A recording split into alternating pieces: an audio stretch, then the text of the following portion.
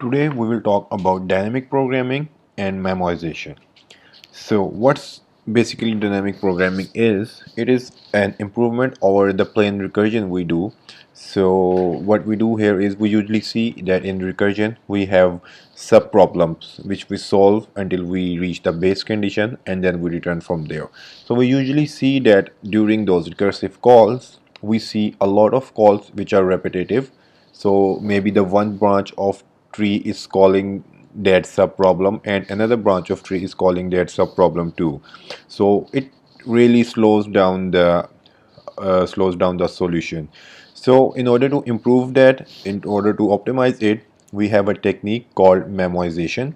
So what it does is it will store the results of already solved sub problems, and if we find the same call in our recursive tree, instead of calling again the whole nested calls, we will just use the stored result we already have solved, and we already have the results for that call in our in the memory. That memory can be an array, a list, or whatever suits us. So we don't calculate it again, we just pick up the result of that recursive call from our store. Now we will solve a problem first using simple recursion, and then we will solve the same problem using dynamic programming. So the problem is basically we need to write a function which will receive a number and it will return the Fibonacci for that number. So what Fibonacci is it is if let's say we need to find the Fibonacci for number 3, so it will be the sum of all the numbers before 3. So it will be 1 plus 2. So this will be equal to Fibonacci of 3. If we want to find the Fibonacci of 5, it will be sum of all the numbers before 5. So those will be 1, 2, 3 and 4. So this is a very simple pattern which is used in mathematics. So this is Fibonacci numbers for some initial numeric numbers. So basically we have some rules where we can start from. So the Fibonacci of 0 is always 0, okay, and Fibonacci of 1 is always equal to 1, and from then on Fibonacci of any n number is equal to the Fibonacci of the previous number and the Fibonacci of the second last number. So if I need to find Fibonacci of 4, it will be equal to Fibonacci of 3 plus Fibonacci of 2. So this will give me the answer for Fibonacci of 4. So let's dive into the coding part now. So I will write a function which I will name Fibonacci. So this function will receive a number and it will return the Fibonacci number for that value. So this will be a recursive function like I explained here. Like if we need to find Fibonacci of any n, it will be Fibonacci of n minus 1 and Fibonacci of n minus 2. So we will solve it first with recursion. So let's start with our base cases. So if the value is equal to 0, we will just return 0, right? Because we saw this rule here. And if Fibonacci of if the value is equal to 1, we will return 1 as seen here in this rule.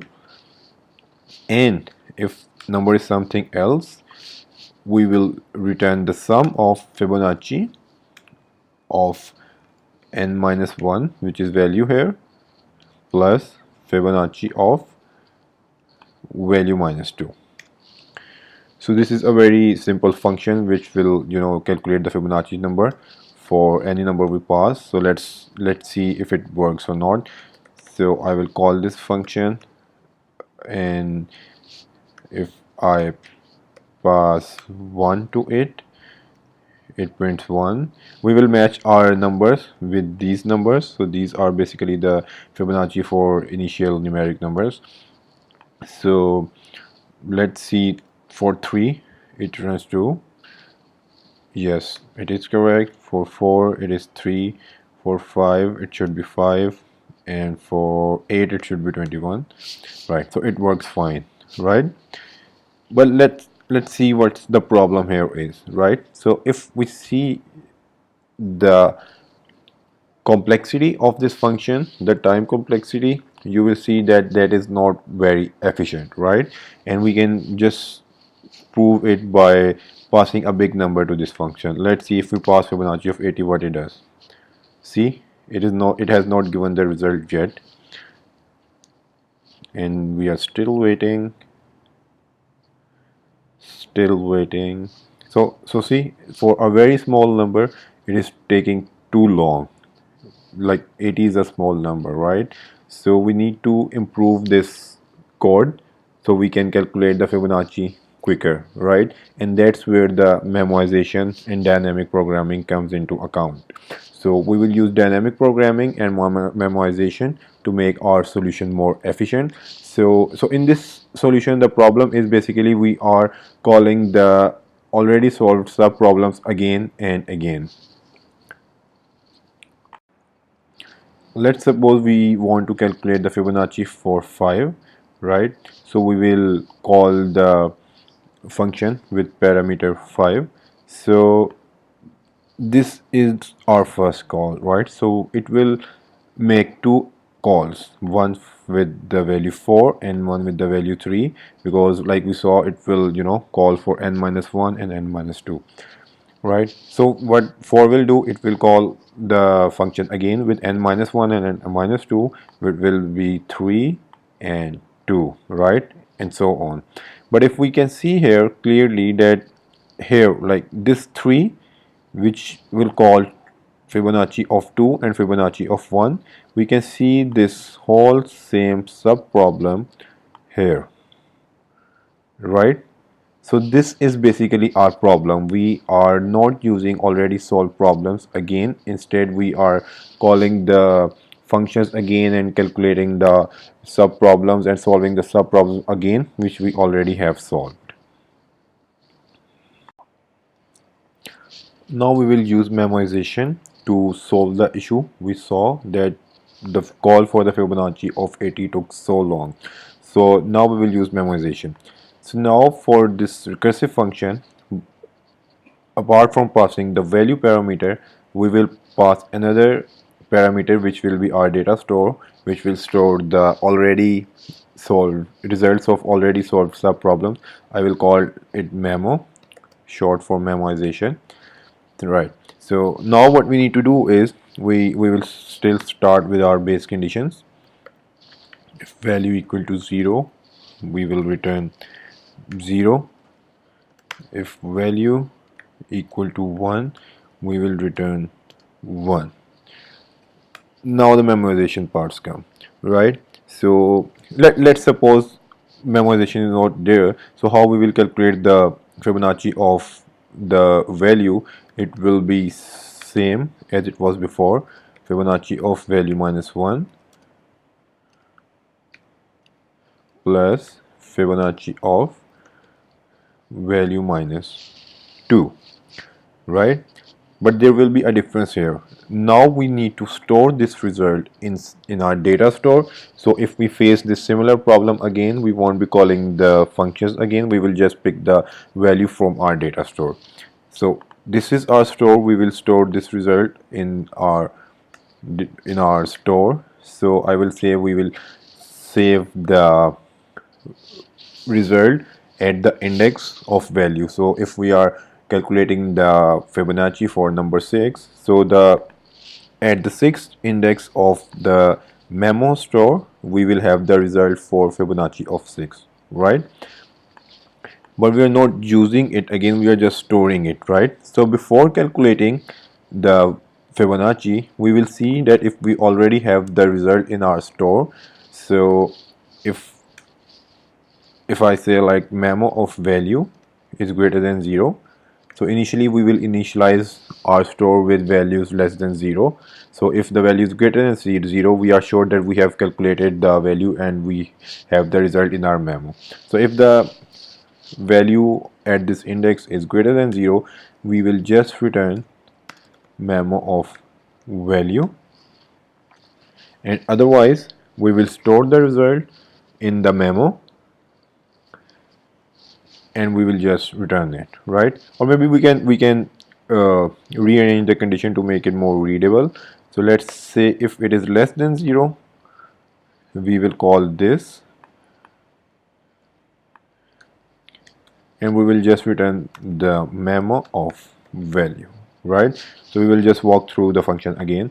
So the base conditions are same, this call is same, but before making the recursive call we will see that if we don't have the value in our store, so at every index, so this will be our array, right? This will be our memo store. So this will be something like this. So at the 0th index we will have result for Fibonacci of 0, 1, 1, 1, 2, 3, 4, 5, 6. So if I want to calculate the Fibonacci of number 6, I will just go into this list at the 6th index and there I will have the result for Fibonacci of 6, right? So this is what I am checking. So if I don't currently have the result there, I will calculate the result and store it. So the next time this function will be called with value 6, this condition will be false and we won't be making any recursive calls. We will just return the value from the store. So this will save us a lot of calls, and which will obviously improve our solution. So let's call this function and see if it works or not. So let's say I need to calculate Fibonacci of number 8, right? So I also need the data store of the same size. In fact, the size of Fibonacci number plus 1. So data store size would be equal to Fibonacci number plus 1 because 0 is also there. So now I will call this function Fibonacci with the Fib number and our store, right? And we will just print the return value and let's see if it works or not. Okay, so we are getting an error here. Yeah, okay, so we need to this is data store size. Actually we need to pass data store, which will be a list. So we will just create a list with values -1 at each index. So if I have a list and if I have an element in list and I multiply it with something, with some number, so Python will multiply that number and add the number at every index. So for example, if I have -1 and I multiply it with 10, so Python will append 10 -1s to this list. It will append 9, but the total size will be this. So let me print this data store so you can understand it better. So now I expect 10 -1s in this list. So see, so there are 10 -1 in this list. So now let's call this function with our data store and let's see what it returns. We will pass data store here. So it is 21, which we expected. Now we will try to run it with number 80, which we saw that it took so long in our previous solution without the memoization. So let's see what it does. Right, see, it was so quick, right? So we can try any big number here and it will return the result as fast as it was returning for a smaller number. So we saw that how we improved our solution with memoization. So I would strongly recommend you to go and study more about memoization and dynamic programming and solve a lot of problems using this technique, because this is a technique which can be very helpful for you in your professional career also. So go read about it and study about it.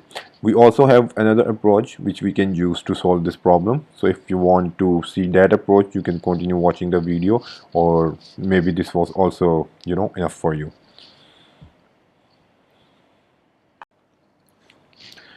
Okay, so if we look at this solution closely, we will see that we have a little problem here, right?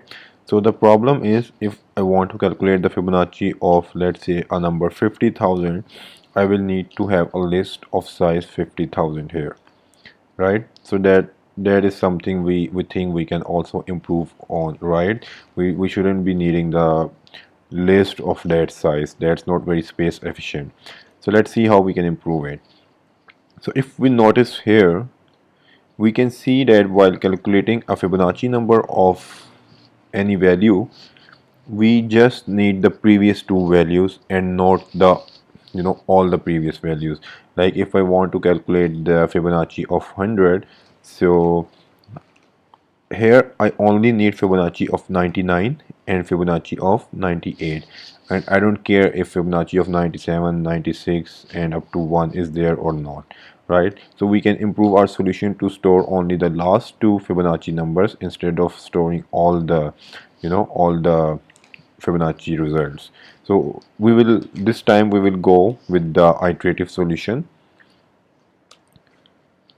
So initially let's start with the base condition. So if value equal to 0, we will return 1, right? So now we need two variables only instead of list, which will be holding the Fibonacci result of last number and Fibonacci result of second last number. So we will call it second last Fibo, which will initially be 0, and last Fibo, which will initially be 1, right? Because of this. So if we receive 0, we will just return 0. If we receive 1, so that will be 0 plus 1, 1, right?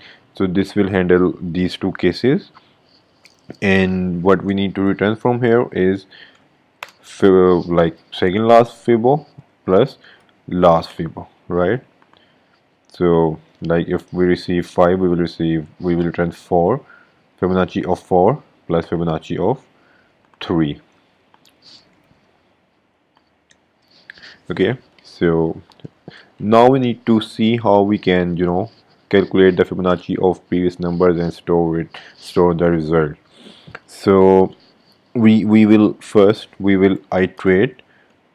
We will like make a loop which will iterate from 2 to the number we want to calculate Fibonacci for. 2 is because for 0 we already know. For 1 we don't need to calculate anything. The sum of these two will be sufficient, will return the correct result. So we need to calculate the Fibonacci numbers from the number 2 and so on. So what we will do here is we will calculate the current Fibonacci number, like the Fibonacci for the current iteration. So we will call it current Fibonacci, which will be what? Same last Fibonacci number plus second last Fibonacci number, right? And now we will shift our second last number to last Fibonacci number and our current Fibonacci number to last Fibonacci number. So it will be something like our second last Fibonacci number will be equal to last Fibonacci because we are moving one step ahead, and our last Fibonacci number will now be our current Fibonacci number which we just calculated, right? And after that we will just return the sum of last Fibonacci and current Fibonacci. So we can see in this solution we are just storing the last two Fibonacci numbers instead of storing the result of all the previous numbers. So let's run this and see how it performs. So we don't need any store for this. We just need to pass the function, and we just need to pass the value, and it will be sufficient. So okay, so yeah, so we need to remove this parameter here, and here we go. For 5 we have the result 5. For 8 we know we expect 21, right? And let's see for 80 how well it performs. Yes, it performs as good as it was doing when we were using the memoization with recursion, right? So this was another technique in which we could solve the solve the Fibonacci problem. So yeah, that's it for today. I would just say again that just go and practice and practice and practice. See you later.